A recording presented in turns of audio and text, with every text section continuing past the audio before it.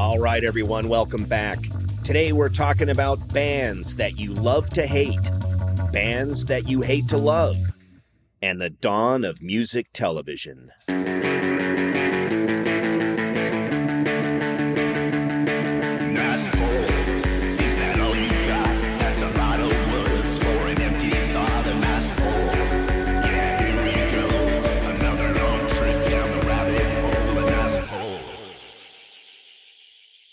So I noticed the other day there was a big celebration and everything else based around D-Day, right? You know, anniversary, 80th anniversary of D-Day. And they had, these ceremonies and actual like veterans that are still alive, right? That are literally like 100 or, a little past 100 years old. Not a lot of them left, right? There's one thing you can think is sort of just winding down is the list of living World War II veterans, right? And that's that's the simple math, right? It's like war ended in 44, and do that. Even if you were 18 years old, right? 19 years old, you're probably not around, And so it's obviously a big deal, right? And for a lot of reasons. And looking back sort of historically, it was also a big deal at the time, right? People literally dancing in the street. So it was like, hey, the country's having this big shared moment, right? Yeah. Historical, celebratory, flag waving moment, right? Chris, it's not often that you celebrate the defeat of one of the most notorious villains that ever walked the earth and his army, his minions. Right. I mean, it's beyond Darth Vader. It's beyond any horror film you've ever seen. I mean, it's just, imagine stepping up with the Allied forces and going up against just incredible odds to take out this Nazi threat. And then the other people that, obviously joined in with them, the other countries, which was incredible, man. I keep seeing all these really amazing shows that are out now about, what it was like to fly the bomber raids and missions, and all the guys that were, attacking from the deserts of Africa to try to take out their supply lines. And only once in a millennia would you ever see that kind of a horrific enemy defeated. So yeah, that was a big deal. Right. So then it made me think, it's like, okay, now we obviously were not around for that. We had to read about it in books, and, we caught up on it everywhere else in American history class and everything else. But now what it made me think about is like, all right, well, we said, it's like, well, what's our moment? Like, did we have, because you can look back, and then it don't necessarily have to be defeating the Nazis and winning a war, right? But if you look at something, and everybody always, and something, like I said, positive and exciting, we can think of a lot of things that happened that would have been on the negative side, right? It's like, but like, yeah, that's for sure. Well, you can look, again, going back generations who can talk about was like, okay, it was, the Beatles on Ed Sullivan, or the moon landing, or all these things where people were like, there was like this, there was like a big paradigm shift, and things were just different after that. Right. Mm-hmm. And in a super positive way. Right. You can even go back, maybe even start with Elvis on the Ed Sullivan show, and everything that kind of, so it doesn't necessarily have to be, as we started to see these things on TV, right? Nobody saw D-Day on TV, but it's like, well, what's our moment? It's like, what did we have? What have we had that we can think about that it was like, oh man, this is kind of cool. Like I said, let's get waving our flag or, have that sort of rallying sort of, and I'm like, okay, I can think of things that were big national, and I'm sure you could too. I can think of big national events, some of them possibly tragic events, but what do we have that was like, yeah, you know what I mean? You kind of jumped up out of your chair, and that was like a really cool thing. Can you think of anything like that from that? Yeah, I mean, the only thing, like you said, the only thing I can think of in the 80s are just the bad stuff, right? Which the first thing that comes to mind that would be pinnacle would be obviously the Challenger, space shuttle disaster, which we all remember in the later part of the 80s. And I mean, I hate to say it, but I mean, when I think of the 80s, I also think of, when you come to pandemics and things with the AIDS crisis, which was, obviously very horrible. But that's so funny. You're right, because I can't actually think of I guess the Soviet Union technically fell around that time. So, I wouldn't say that it was necessarily an America thing, but we certainly cared about it.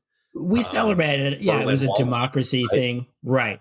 Roughly a year later, is when things really kind of fell out of place, I guess. And that was a big deal. Again, I can remember seeing that on TV and going, okay, I guess this is kind of cool because now Germany's unified. And yes, to take the completely American perspective, it's like, okay, because it didn't happen here or happen specifically to us, but we obviously benefited. But I could think of, and then, you can think of other stuff. You could think of the hostages in Iran, right? When we were a little bit younger, it's like, big thing. Not exactly something you celebrated, although they eventually did get released, right? Way over a year later. Or you could think of, you think about 1980, John Lennon. It was just like, that was the end of 1980. That was something that was, I was, remember it being announced literally on Monday Night Football and kind of going, what did they just say? Because it was literally like, John, this is like, really, that's how most of the United States found out about it. So I was thinking of one thing. It was like, I could think of, again, earlier in 1980, right? The U.S. Olympic hockey team. We won they beat the Russians and then they won the gold medal a couple days later. I think beating Finland, but beating the Russians, right? Because much like that, especially because it was a decade before the Berlin Wall, we never beat the Russians at anything, right? They even cheated out, they even got a funky call in like the 72 Olympics in a basketball game. So it was they say cheated, but so that I can't think of anything else for Generation X. It's like, man, what is our D-Day moment? Right. Well, or maybe that, you're not going to beat, like I said, you're not going to beat the defeat of the Nazis. No, you're not going to. Earlier than that, you're not really going to be able to one up a cure for polio or things like that, right? But strictly speaking, in the United States, what are our accomplishments? I would have to say, we created and propagated MTV. I would say maybe that was our big contribution in that decade, was the inception and delivery and distribution of music television. Listen to me, people. This is a TV channel. It's all music. How do you like that? Never been done before. Never even tried. No, I'm kidding. Of course, before that, Chris, what did they have? I think HBO had Video Jukebox, right? Before MTV came out. There was Friday night videos, right? Which was on as well late at night. There was definitely Video Jukebox. So we did see the videos, but not all the time, right? And we didn't have VJs. They didn't offer the stylings of Martha Quinn, right? Or the smooth voice of JJ Jackson. Or the raspy cigarette, like sort of gravelly Nina Blackwood. How many DJs can you name? Let's do it. I can name. I named Martha and JJ and Nina. Mark Goodman. Nina Blackwood. Good job. Yeah. Mark Goodman. Yes, and, you're right. And Alan Hunter. I think those were the five. Alan Hunter. VJs, who was the other one? Right. Well, Mark Goodman. Right. Mark Goodman. There you go. Yeah, that big tight, tight curled fro, right, with Nina, Mark Goodman, Martha, and Mark Goodman always looked to me like he should have been a sweat hog, right? He always looked like he should have been on the Welcome Back, Kotter show. To me, that was Mark Goodman. He had a little Epstein cosplay going on there, right? He did, so and then just maybe a little taller, but Nina. Nina Blackwood. I'm not one to criticize the curly fro like hair, right? So definitely. Yeah, but that's right. That's a good point. Nina, that's right. For those of you that don't know, Chris definitely had the fro going on. Nina Blackwood also reminded me of your cool aunt, right? The one that just chain smokes and she's willing to buy you beer. That was always like Nina Blackwood to me, right? Right. Yeah. Who later on would be smoking out of her throat is what I always imagined for Nina Blackwood. And then let's not forget the other guy, right? Which is Kurt Loder, right? Kind of the Loder. odd one, right? Took it super seriously. Everyone else kind of always smiled and was kind of having a good time. Kurt Loder was sort of the Walter Cronkite of the MTV world, right? He always took everything so seriously. But I mean, how serious can you be when the news that you're delivering is that the Billy Idol video shoot for White Wedding didn't go as planned, right? And he's delivering it as if we're talking about the Tet Offensive in the Vietnam War. You know, it's like with the same tone and gravitas. It's like, come on, man. Discussing the 12-inch remix of a-ha's Take on Me with, like, he had just talked about, you know. That's right. That's right. They follow the wall or something. Yeah, Kurt Loder, he just had a stick so far up his ass. It was like, really?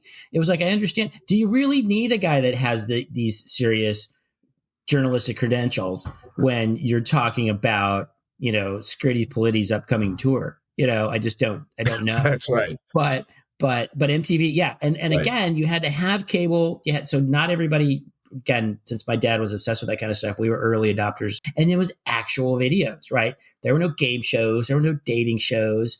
There were no, you know, Total Request, Live at Spring Break, any of that crap, or the, you know, all the reality shows, not the Survivor, but the Real World and that kind of stuff that came afterward.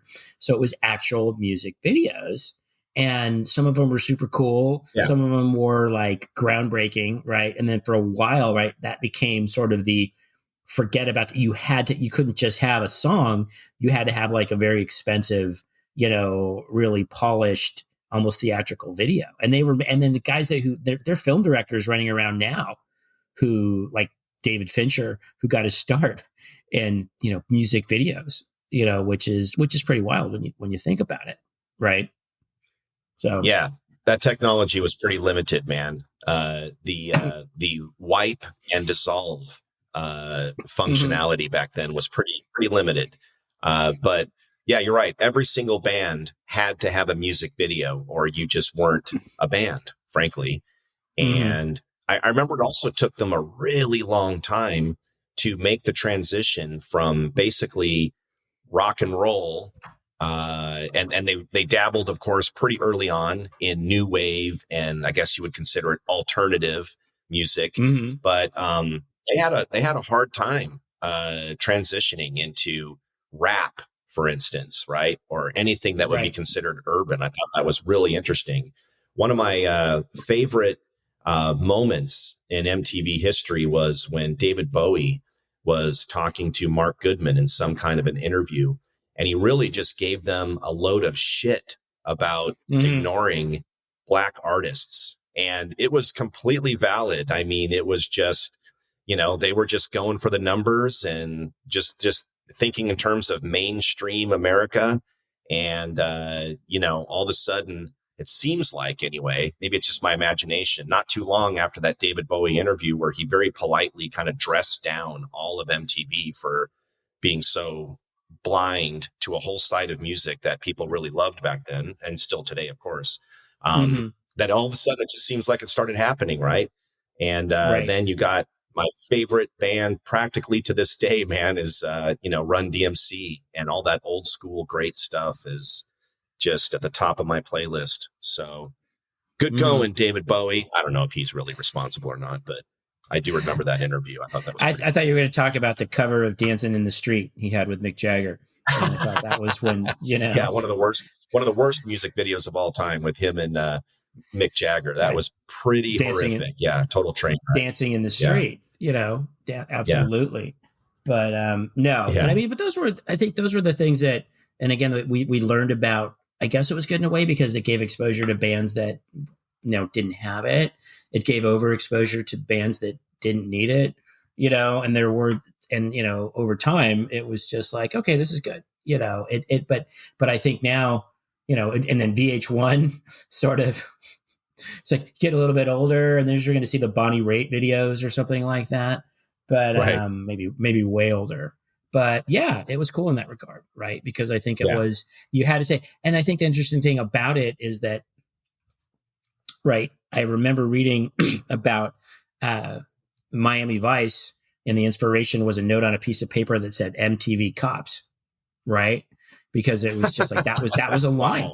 So the videos became, right, the videos were first inspired by like film and television, and then you flipped it around and film and television were inspired by videos, right?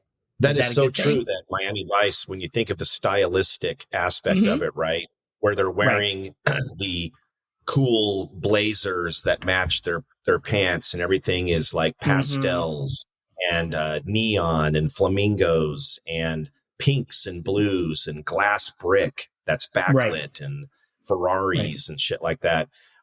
Very, very, very MTV. That is so true. And do you remember in the early days of MTV music videos, the two things that seemed to be so popular was, number one, the fedora. The fedora, which I always think of as the douchiest of all apparel items, the fedora. Usually people to this day that don a fedora are trying so hard to look cool, so hard to have an identity. And it's just not working at all. But the fedora was a big deal. The fedora with sunglasses and then playing a saxophone. That was a very big look back then. I think of like Huey Lewis and News and bands like that. And I remember the band M, Pop Music, right? That guy. And I'm just thinking how interesting it must have been back then for people that were either out of work or not really doing much. And they somehow knew how to operate, video decks, Betamax and, back then we called them 3/4 inch decks or whatever. And all of a sudden they were in demand, man. If you could operate a camcorder and a light kit, man, you were a hot commodity back then as a quote unquote video editor. This reminds me of our conversation a while ago about Coleman College, where you could be a computer programmer, operator, or technician. A video editor back then was like, ooh, that's a big deal, man. We got to get ourselves a video editor. I remember myself, Chris, I bought a camcorder, a VHS camcorder, and I spent a ton of my hard-earned money. And guess how much it cost? $1,500 I was gonna say, for the world's shittiest VHS camcorder. But I will say that I recorded about 7,000 hours of footage back then. And, I still have a lot of that stuff in a bucket somewhere in my garage. Was there a video that had that either you like couldn't wait for it to come on again, or like a video that like, oh, damn it, it's like you cut like the last 27 seconds? Was there anything like that? Or was there a video that made you instantly want to change the channel or turn it off? I can think a couple. The one of the coolest ones was like one by Herbie Hancock, right? That was a Rocket, right? This was just a completely instrumental sort of, and it you could probably do the sound effects because you are the heir apparent to Michael Winslow Jr. from the Police Academy movies with all your sound effects skills. But I thought that was just like, and I didn't know and at the time I didn't know who the hell Herbie Hancock was, but he did this really cool sort of, like I said, and it was just like scratching and, a bunch of instrumentals and loud booming jazz music, because that's who Herbie Hancock was. There wasn't anybody in it. There wasn't any scantily clad, dancers or special effects. I guess there were special effects because of the way the robotics to it. But that was like, yeah, this is pretty cool, and I remember that as sort of, seeing that, and, it was a little bit, it wasn't White Wedding, which, wasn't especially good or anything like that. But that was a favorite of mine. I don't know about you if you had a favorite. That was great. And on that same vein or genre of just really cool sounding, mostly instrumental music, I was always really impressed with the band, The Art of Noise. Mm-hmm. I don't remember those guys. Yep. Close to the Edge was one of their famous songs, and it literally had a post-apocalyptic looking, Beyond Thunderdome, Mad Max looking girl who had a chainsaw, and she's just carving up a bunch of mechanical things with this really scary look on her face, almost like an early precursor to the Japanese horror film The Ring, right? And it's just such a cool song with just so many bizarre visuals, and you're like, oh, okay, this is definitely not Kids in America, right? These guys actually uh, pumped it up a notch and did something a little bit avant-garde and super cool. So that was one of the first videos where I thought, oh damn, this is actually pretty good, man. This is kind of filmic here. Right. It was not Mexican radio by Wall of Voodoo when a guy's head came out of like a pot of beans. I mean, I don't know if we could get any less politically correct with singing about Mexican radio and then having refried beans involved. So to that regard, but I don't know. So, I mean, those are the one, again, it's like, yeah, I don't need to see this, or why am I seeing that? And it's the same thing. It's like you're watching MTV and you have to, there's no fast forwarding through anything. There's no skipping. It's just like, well, crap, maybe I'll like the next video that comes on, right? Because right now I got to sit through 3 minutes and 45 seconds of, Mexican radio or whatever it is, Yeah, of course, because there's no fast forwarding, there's no pausing, there's no going back unless you recorded it on your VCR and wanted to play it back. But I will say that my two favorite videos that before MTV, they would play them again and again and again on HBO's Video Jukebox.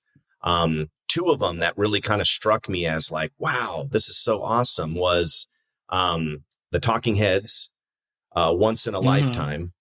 That was a amazing video at the time. And I'm like, wow, this is like so cool. New wave, man. I love David Byrne in that, and just crazy visuals. And the other one on the other end of the spectrum of just pure rock and roll fun was Jay Giles' Centerfold. Of course. Right. A song that was, played 1,000 million trillion times ad nauseum, but so cool. And I'm sure it's a super old gimmick. I'm sure it's not super clever by today's standards, but that scene or that moment where they go to a quick break in the song, and then all of a sudden the drummer comes in, and guess what, Chris? The drum skin is not a drum skin at all. It's what?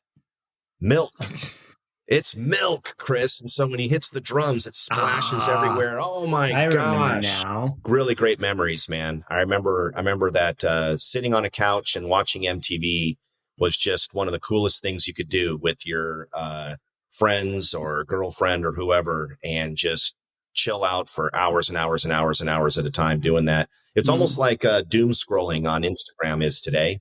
You could just sit there for 3 hours and completely get lost in the time, right? As long as it wasn't, in my case, my Achilles heel was hair bands, right? Right. I did not want to see Raitt or Quiet Riot. I did not want to see Cinderella. I did not want to see Warrant, right, or any of those bands. And certainly my worst nemesis of all time, Motley Crue. I was going to say either just Poison the worst, or in Motley every Crue. way, shape, and form. Right. Exactly. The worst. Exactly. I can understand that.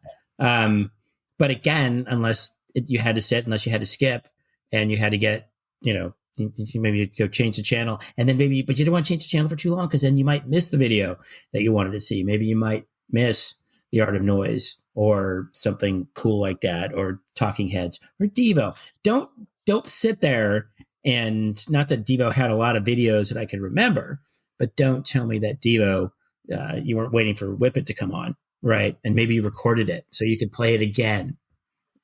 No? Yeah. Are you going to tell me for no? sure, Whip It was a staple of MTV, but I will say, as an actual, deeper cut Devo fan, it was impressive that Devo had, they were one of the pioneers of music videos. And very early on, even before MTV, they had a whole bunch of short films and music videos that they had already put in the can that were so art projects, super weird, blow your mind. Man, if you had smoked pot or done something else and watched a Devo video, and I'm talking about the 70s, late 70s, right? And early 80s, before MTV even came around, Devo already had a library of music videos. And man, so many good music videos. I will not bore the audience by going through all of them, but I mean, I'm talking like 20 or more of them for sure.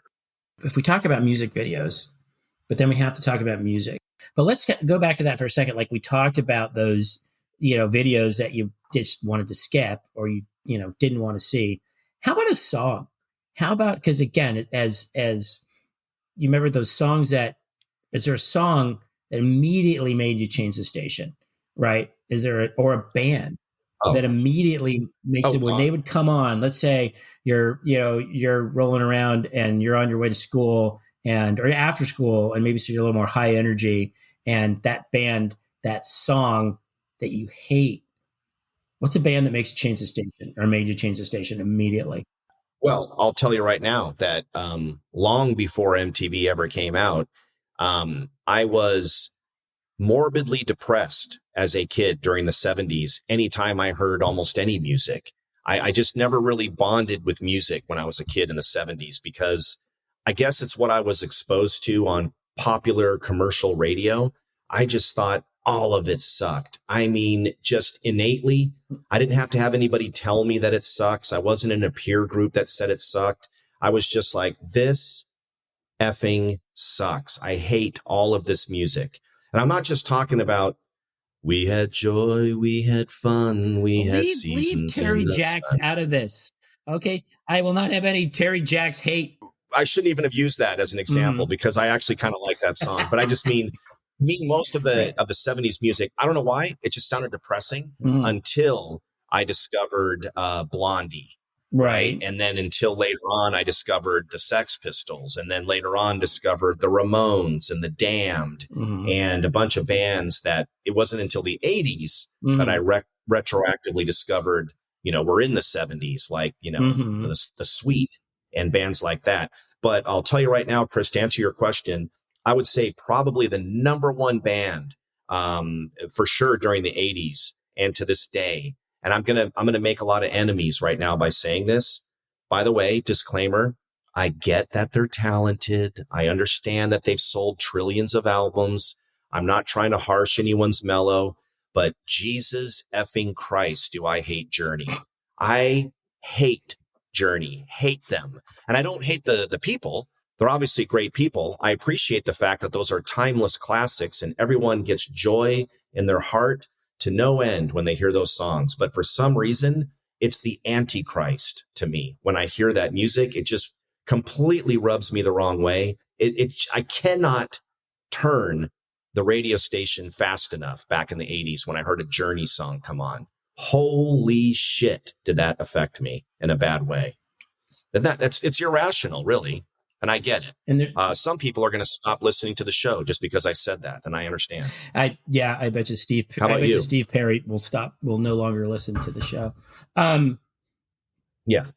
But let me clarify. So not even a song, like not even a single song slips past the goalie, right? So the whole Journey catalog, right? I mean, if it's like yes, no, obviously you Don't Stop Believing or Your Separate Ways or right at the top, but not even like something kind of fun like Any Way You Want It or anything like that is not okay.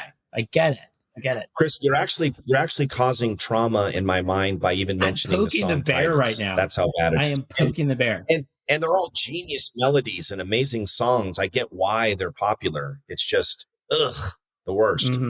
No, nothing in their catalog. Right. Well, mine. Okay, I get it. I get. It's completely understandable. What's your Achilles heel? There's several that I could say that were literally, I hear like the first three notes of the song and it would be instantly like, well, let's see what's on the next station. And then here's the thing. Also, changing the station like that, the only thing worse than like a song, or let's say the only thing worse than a song that you hate, or let's say you were listening to a song that you were like, kind of like, okay. And then you change the station and then you got like the last 24 seconds of a song that you really liked. And you're like, damn it. Right. I was stuck on mediocrity on the last station and now I'm missing, the last, I get the last part of the song I really like. But for me, the band, and you could start off with the same description, wildly popular. Okay. Sold tons and tons and tons of albums. I know a lot of people that are just huge fans. I think somehow, some way they were elected into the Rock and Roll Hall of Fame a couple years ago, which we know is not necessarily any sort of validation of how good or how influential you are, at least in my opinion. No, it turns out later on, we all learned that the Rock and Roll Hall of Fame is just as arbitrary as a Grammy Award. Right. There might have been a day and a time when those meant something, but now it's just the silliest of the silliest things. The bands that are so epic aren't in there, and the shit holiest of all bands have somehow been inducted. So it's really just nonsense. But Chris, don't keep us waiting. Band, what is the band? It's the Red Hot Chili Peppers. Oh, God, I am with you. And and I've seen them. They opened for REM one time. Again, way back in the day. Maybe some people are listening. It was at San Diego State. They make it, and their songs are every song sounds the same. It's just these dudes who are just embarrassingly idiotic in their personas. I don't think there's anything musically original or innovative about their songs.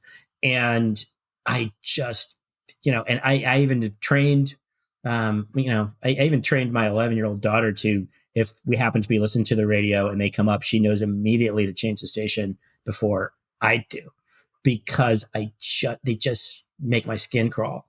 And it's just, I can't tell you how much I hate the Red Hot Chili Peppers. And people get excited when they get a new album out, and people get excited when, they're going to tour. It's like, you're 60 or so, put a shirt on. You know what I mean? Nobody wants to see that. Nobody needs to see that. And I just cannot stand the Red Hot Chili. Yeah. I could not agree more. Chris, everything you said is exactly, give it away, give it away, give it away now. Anthony Kiedis' voice is so borderline terrible at all times. He's so just riding that cusp of just off tune and terrible at all times. And by the way, sorry, Anthony Kiedis, and I don't know you, and I haven't quite added you to my list of people that include, as we all know, Ryan Seacrest and Sammy Hagar and people like that. But Anthony Kiedis, every single time I've seen him interviewed or talking about anything, is just the douchiest of douches, the most just dick holiest human on the planet, just an ass. And I don't mean like a lovable ass, like, oh, that incorrigible Anthony Kiedis. Anthony. He's just a wild guy, and by gosh, look at him go. No, it's just like, what is fucking wrong with you, dude? The way that he talks to people, it's just horrific. And I get it. I think that people like that, like your Fleas and your Anthony Kiedis types, I think you almost need a sociopathic outlook on life of, I don't give a F about what people think about me. I'm going to do my own thing and, fly my own freak flag. And I get that. And that's really admirable and good for you. But it doesn't change the fact that you're not, that you might just be a dick also, right? You're just not. And for me, and again, I don't know the guy. I didn't hang out with him, and maybe it's unfair, but every time I've seen him talk to women or just be interviewed by anybody, it's like, what a dick. Just insufferable. I don't know if it's an act or if he's really like that, but boo. Horrible. Nobody cheered harder than me when his foot got shot off in Point Break. Okay. Because again, why does Andy Kiedis try to become an actor? But that is my band. You've got Journey. I've got Red Hot Chili Peppers, and we can kind of go from there. At the same time, but again, this makes me flip to another question. So you've got the band, we've talked about the videos that we liked, or the videos we didn't like, the channels that the bands that made us change the channel, right? Change the station. How about the song? And it's easy to say, well, this is my favorite. These are my top 5 favorite songs, and these are whatever. How about the song? How about the song? And again, let's take it back to the radio, or let's take it back. That's kind of comes up on a shuffle again on a streaming platform. Again, we're not gonna play favorites here. How about that song that maybe you might roll the window up, or maybe you may not necessarily let on that?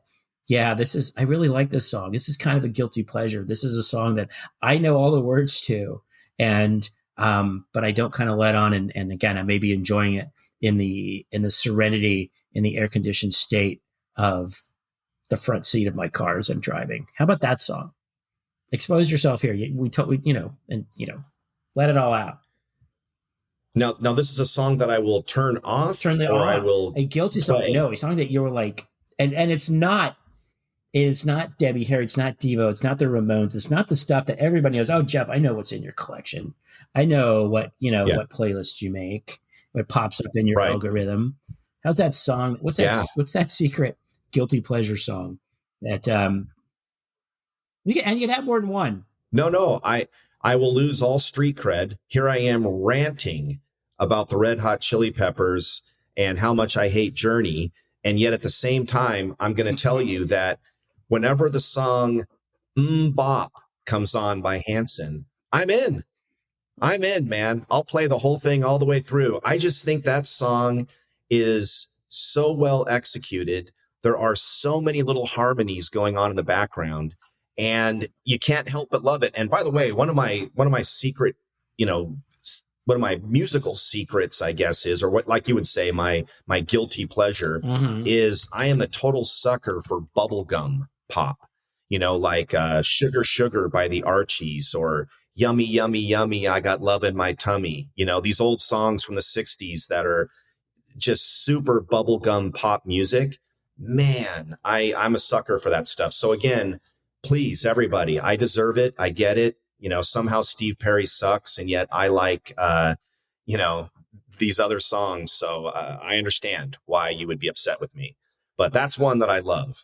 That one, to me, you broke it down to the point of like, well, you broke it down like instrumentally, right? And you talk about the metal, you talk about everything. So you made it, you made a very compelling case for why you like this song, right? And it's catchy. It's got those sort of, infectious sort of lyrics, right? So again, as a musician, you broke it down. You made a case, and you broke it down and you laid it all out. While I cannot give one good goddamn reason as why I like Good Vibrations by Marky Mark and the Funky Bunch. Okay.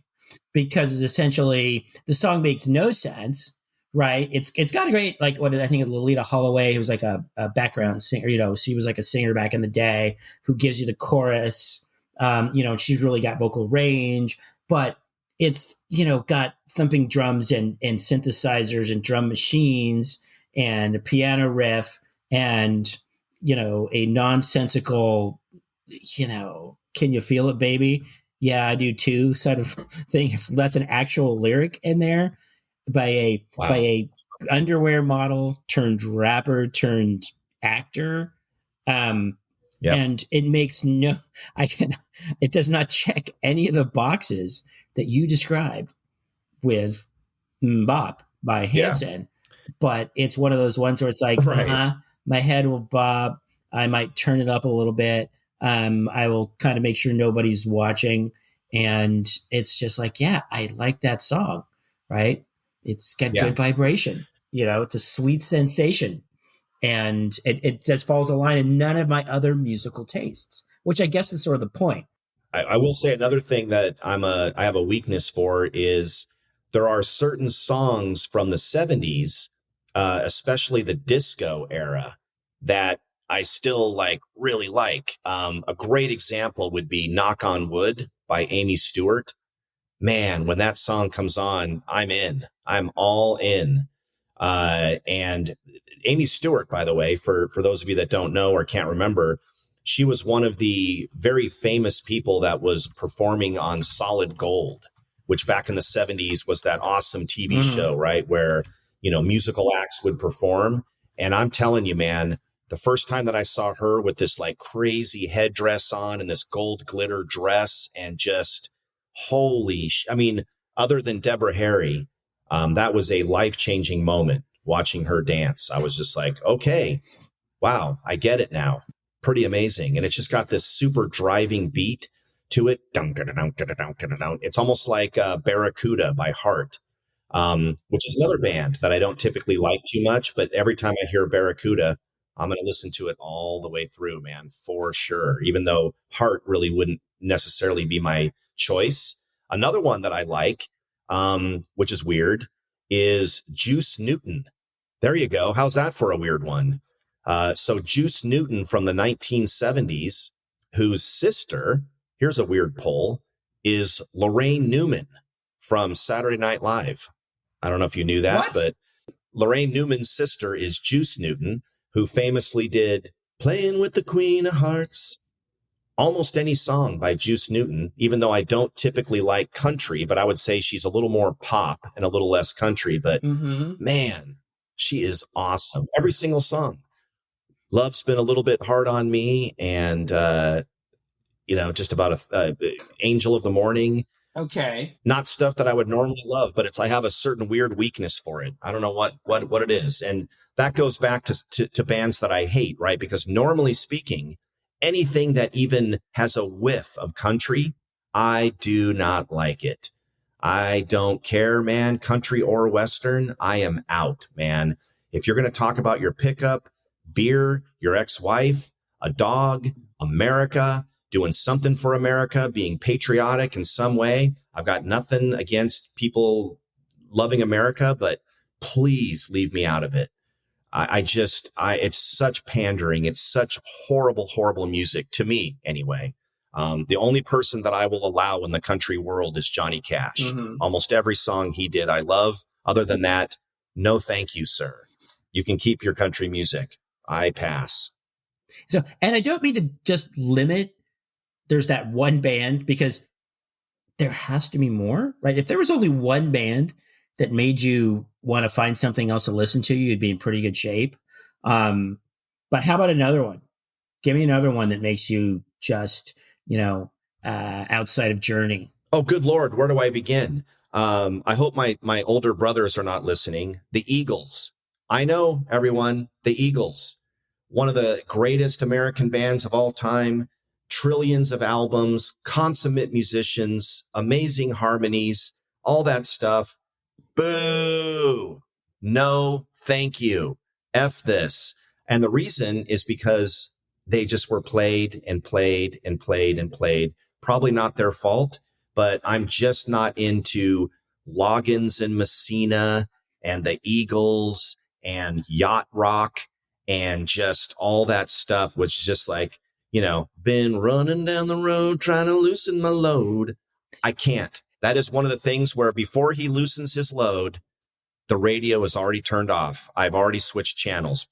But that's my goal. Before he loosens his load, I've got to turn it off. Another one. You never had 7 women on your mind, is what you're trying to tell me. I never get to that part. Okay. I refuse. If he's already talking about 7 women on his mind, then I haven't done my job. Right. I have not turned off the radio quick enough. We already talked about country songs. That would be any country song. And by the way, don't try to throw in Western, because Western is country. So screw that. And by the way, made all the more ironic since in the 80s, I played all over San Diego in a band called the Border Tones, and we mostly played country rock music, right? Now, I will make an exception because there was an amazing band back in the 80s that was a San Diego band called the Beat Farmers. And those guys had a huge country flair, but they somehow made it cool, right? That was country rock in a weird way that I had never heard before. So to my friends in the Beat Farmers, God bless you. So, hey, man, we actually got off on a really interesting tangent this time around, music in general. We haven't really, hit the music subject too hard, but I think we've just barely scratched the surface. Pardon the Run DMC pun as I say that, but we definitely should dig more into music in future episodes. Obviously, that was a huge part of the 80s. And I think one of the things we definitely need to discuss, Chris, is how up until the 90s, right, or through the 90s, every musical era had its own identity. Right. You definitely had a certain style in the 20s, the 30s, the 40s, definitely the 50s, huge in the 60s, the 70s. My God, all these different decades had such distinctive musical characteristics and style and just identity. And then, my God, the 80s, one of the biggest. I mean, holy shit. Can you think of a decade that was more distinct than the 80s in terms of music, and for sure the 90s. But then after that, I don't know. Did I get old? Nothing. Totally. Let me ask the important question. Are you hungry? I am not as hungry. I was going to say, normally I'm hungry. But, I don't know. I'll go down and see what's in the kitchen. But no, I think I got to hit a couple of songs nice. Before that. So, I don't know. So until next time, Jeff. Until next time, Chris.